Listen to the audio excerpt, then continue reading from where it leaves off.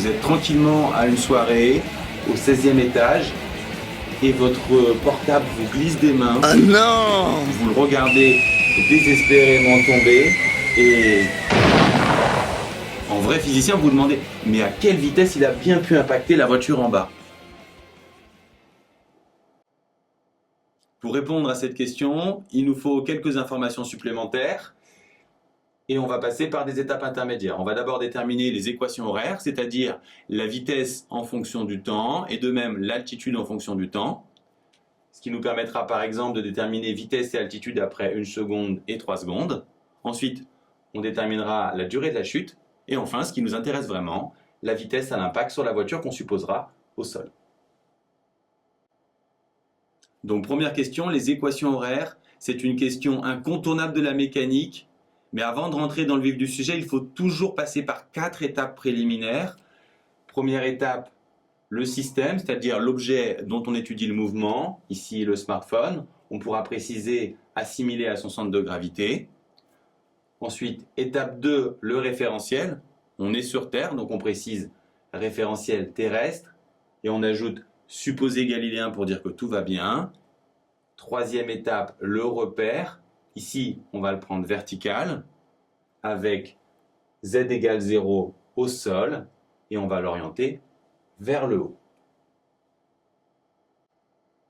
Quatrième et dernière étape préliminaire, le bilan des forces. Il s'agit d'énumérer les forces qui s'exercent sur le portable. Ici, la seule force, c'est le poids.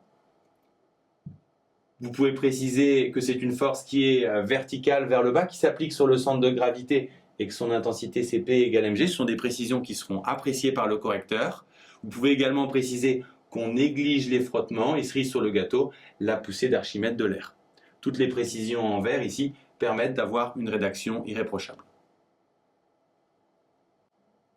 Une fois ces 4 étapes préliminaires rédigées, on peut appliquer une loi Newton. Ça sera dans le chapitre toujours la deuxième. Je vous le rappelle, somme des forces extérieures égale ma. Ici c'est simple. La seule force, c'est le poids, donc P égale mg, donc mg égale ma. On simplifie les masses et on obtient que l'accélération est égale à g. Ce qui signifie que l'accélération d'un objet, quand il chute, ne dépend pas de sa masse. Mais attention, cela n'est valable que quand on néglige les forces de frottement. Dès que la vitesse augmente, c'est plus vrai.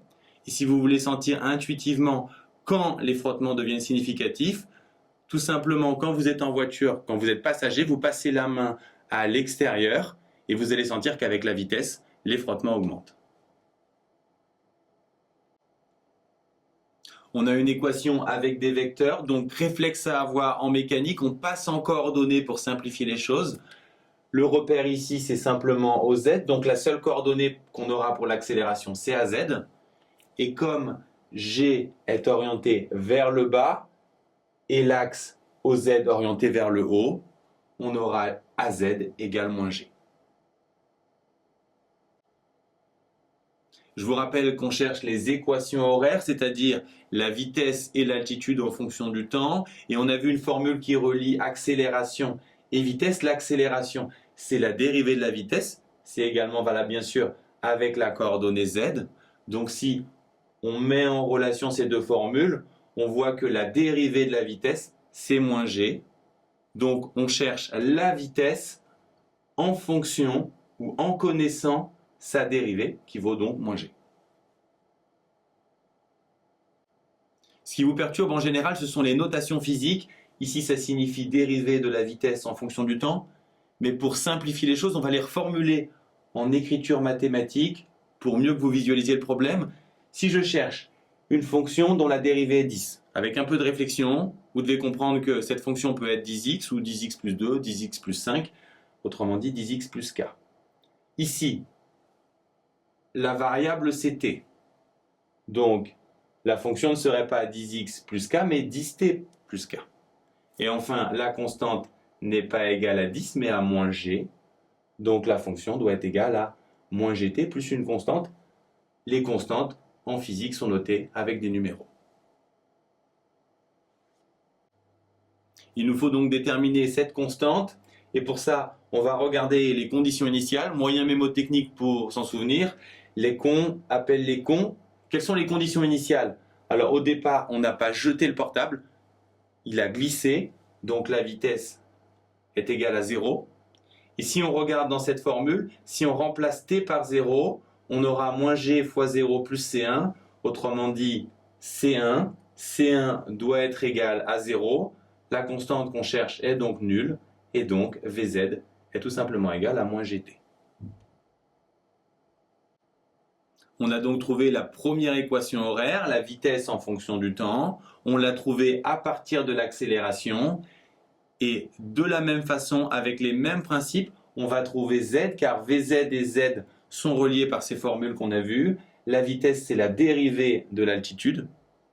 Si on met en relation ces deux formules, on voit que dz sur dt doit être égal à moins gt.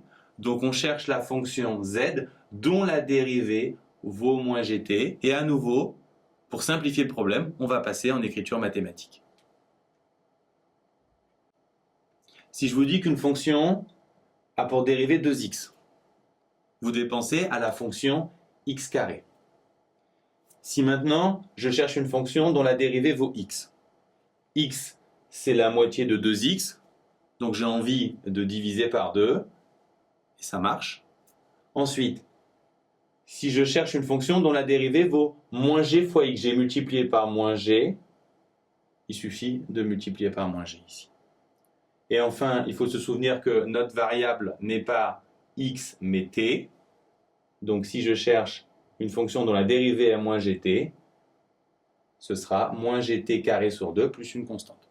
En physique, on note les constantes avec des indices.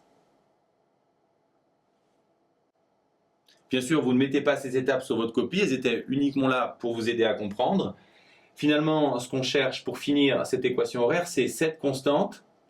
Je vous rappelle, les cons appellent les cons, donc on regarde les conditions initiales.